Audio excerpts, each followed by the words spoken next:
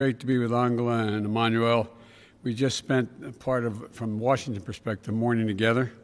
But I want to say hello to everyone and thanks you at the Munich conference for hosting this special session.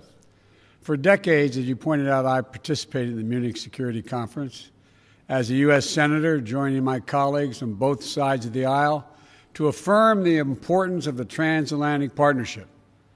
3 times as Vice President of the United States, including delivering the first international foreign policy address of the Obama-Biden administration in the first months we were in office. And 2 years ago, as you pointed out, when I last spoke in Munich, I was a private citizen. I was a professor, not an elected official.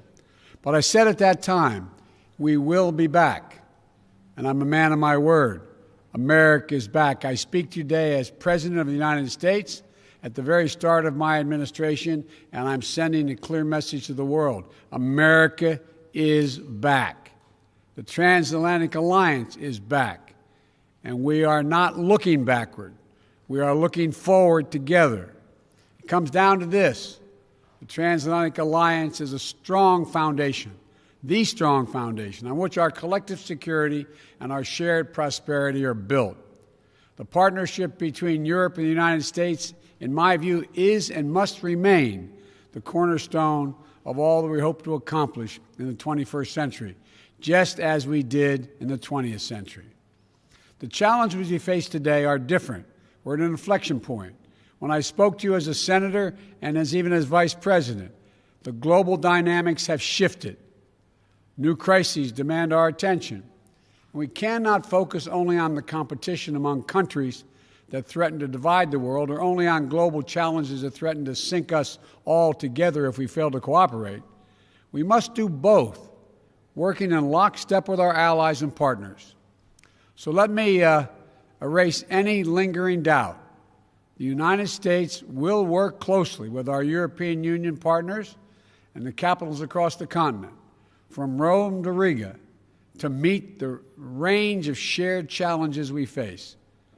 We continue to support the goal of a Europe whole and free and at peace. The United States is fully committed to our NATO alliance, and I welcome Europe's growing investment in the military capabilities that enable our shared defense. You know, to me and to the United States and to us, we'll keep faith with Article 5. It's a guarantee. An attack on one is an attack on all. That is our unshakable vow. And the only time Article 5 has been invoked was after the United States was attacked on 9/11. You, our allies, joined us to fight al-Qaeda, and the United States committed to consulting closely with our NATO allies and partners on the way forward in Afghanistan. My administration strongly supports the diplomatic process that's underway and to bring an end to this war that is closing out 20 years. We remain committed to ensuring that Afghanistan never again provides a base for terrorist attacks against the United States and our partners and our interests. Our European partners have also stood with us to counter ISIS. Just this week, NATO defense ministers endorsed significant expanded training and advisory mission in Iraq, which will be vital to the ongoing fight against ISIS. We cannot allow ISIS to reopen and regroup and threaten people in the Middle East and Europe and the United States and elsewhere. And while the United States is undergoing a thorough review of our own force posture around the world, I've ordered the halting and withdrawal of American troops from Germany. I'm also lifting the cap imposed by the previous administration on the number of U.S. forces able to be based in Germany. I know the past few years have strained and tested our transatlantic relationship, but the United States is determined to re-engage with Europe, to consult with you, to earn back our position of trusted leadership.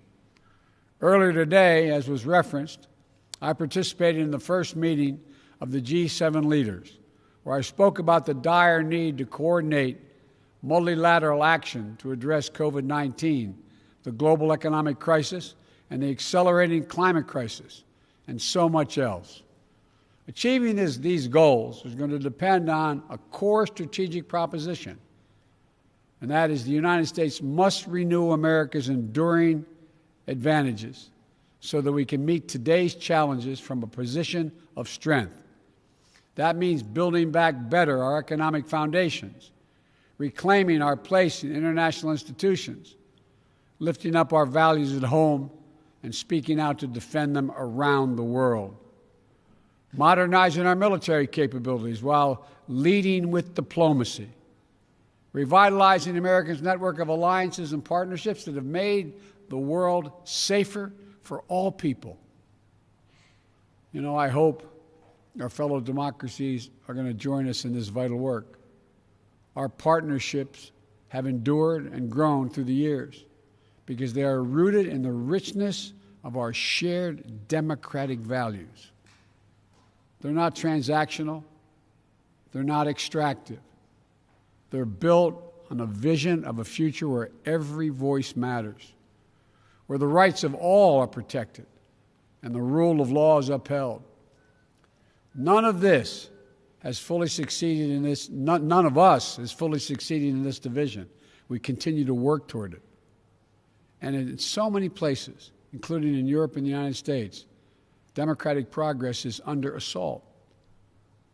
I've known many of you for a long, long time, and you know that I speak my mind. So let me be very straightforward with you all. We are in the midst of a fundamental debate about the future and direction of our world. We're at an inflection point between those who argue that given all the challenges we face, from the fourth industrial revolution to a global pandemic, that autocracy is the best way forward, they argue. And those who understand that democracy is essential to meeting these challenges. Historians are going to examine and write about this moment as an inflection point, as I said. And I believe that every ounce of my being that democracy will and must prevail. We must demonstrate that democracy can still deliver for our people in this changed world. That, in my view, is our galvanizing mission. Democracy doesn't happen by accident. We have to defend it, fight for it, strengthen it, renew it. We have to prove that our model isn't a relic of history. It's the single best way to revitalize the promise of our future. And if we work together with our democratic partners with strength and confidence, I know we'll meet every challenge and outpace every challenger. You know, we must prepare together for long-term strategic competition with China. How the United States, Europe, and Asia work together to secure the peace and defend our shared values and advance our prosperity across the Pacific will be among the most consequential efforts we undertake. Competition with China is going to be stiff. That's what I expect, and that's what I welcome, because I believe in the global system Europe and the United States together with our allies in the Indo-Pacific worked so hard to build over the last 70 years. We can own the race for the future. But to do so, we have to be clear-eyed about the historic investments and partnerships that this will require. We have to protect for space for innovation, for intellectual property, and the creative genius that thrives with the free exchange of ideas in open democratic societies.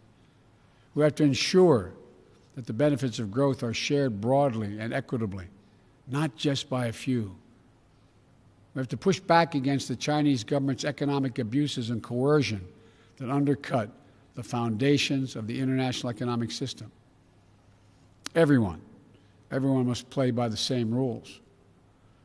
U.S. and European companies are required to publicly disclose corporate governance structures and abide by rules to deter corruption and monopolistic practices. Chinese companies should be held to the same standard.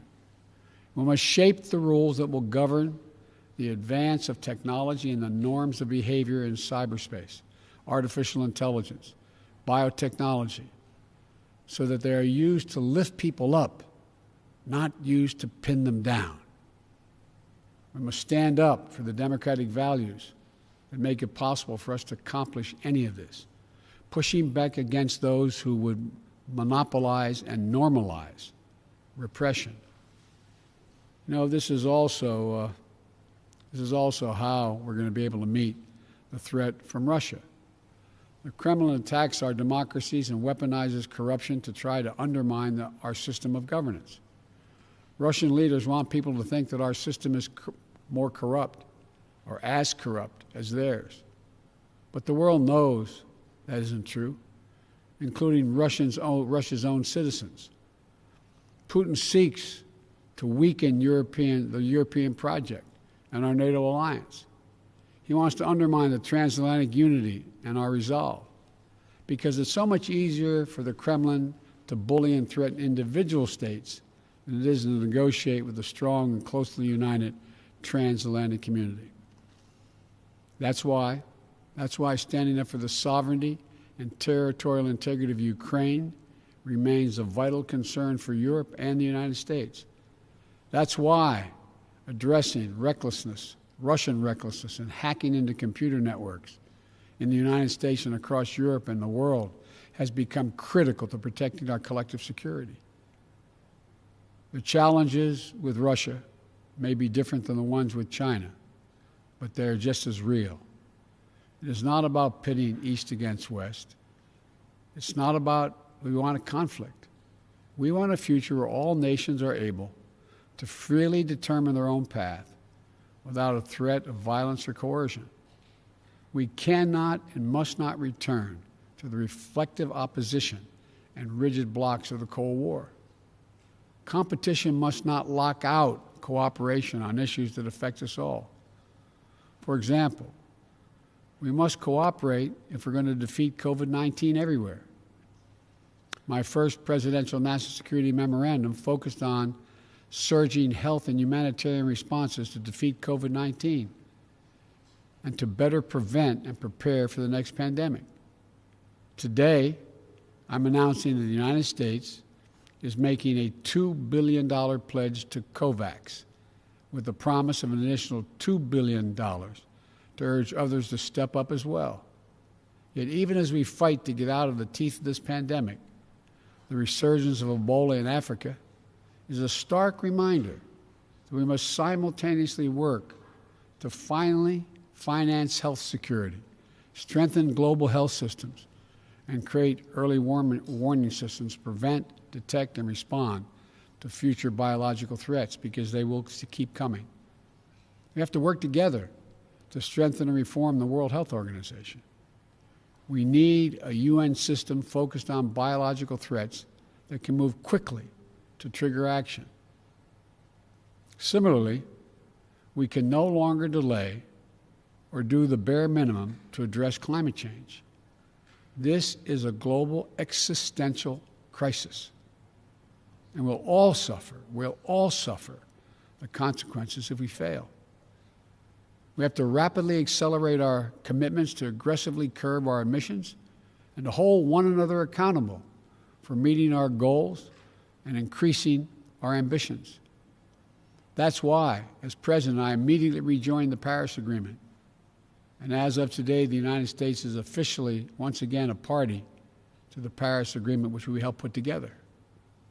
On Earth Day, I will host a Leaders Summit to help drive more ambitious actions among the top emitters, including domestic climate action here in the United States. I'm grateful for Europe's continued leadership on climate issues over the last 4 years. Together, we need to invest in the technological innovations that are going to power our clean energy futures and enable us to build clean energy solutions to global markets. The threat of nuclear proliferation also continues to require careful diplomacy and cooperation among us. We need transparency and communication to minimize the risk of strategic misunderstanding or mistakes. That's why the United States and Russia, notwithstanding other competition, extended the New START Treaty for an additional 4 years once I was sworn in. That's why we said we're prepared to re-engage in negotiations with the P5+1 on Iran's nuclear program. We must also address Iran's destabilizing activities across the Middle East. And we're going to work in close cooperation with our European and other partners as we proceed. We'll also work together to lock down fissile and radiological material to prevent terrorist groups from acquiring and using them. Look, the range of challenges Europe and the United States must take on together is broad and complex. And I'm eager to hear next from my good friends and outstanding leaders, Chancellor Merkel, about her thoughts on the way forward together. So let me conclude with this. We cannot allow self-doubt to hinder our ability to engage each other or the larger world. The last 4 years have been hard, but Europe and the United States have to lead with confidence once more, with faith in our capacities, a commitment to our own renewal, with trust in one another, and the ability of Europe and the United States to meet any challenge to secure our futures together. I know we can do this. We've done it before. Just yesterday, after a 7-month, 300 million-mile journey, NASA successfully landed the Perseverance rover on Mars. It's on a mission of exploration, with elements contributed by our European partners to seek evidence of the possibility that life beyond our planet and the mysteries of the universe. Over the next few years, Perseus has been called, but Perseverance will range and collect samples from the red planet and pile them up. So another mission and rover, envisioned as a joint effort between NASA and the European Space Agency, will retrieve this trove of scientific wonders and bring it home to all of us. That's what we can do together. If our unbound capacities to carry us to Mars and back don't tell us anything else, they tell us we can meet any challenge we can face on Earth. We have everything we need. And I want you to know the United States will do our part. We'll stand with you. We'll fight for our shared values. We'll meet the challenges of this new moment in history. America's back. So let's get together and demonstrate to our great-great-grandchildren when they read about us that democracy functions and works, and together there's nothing we can't do. So let's get working. Thank you all very much.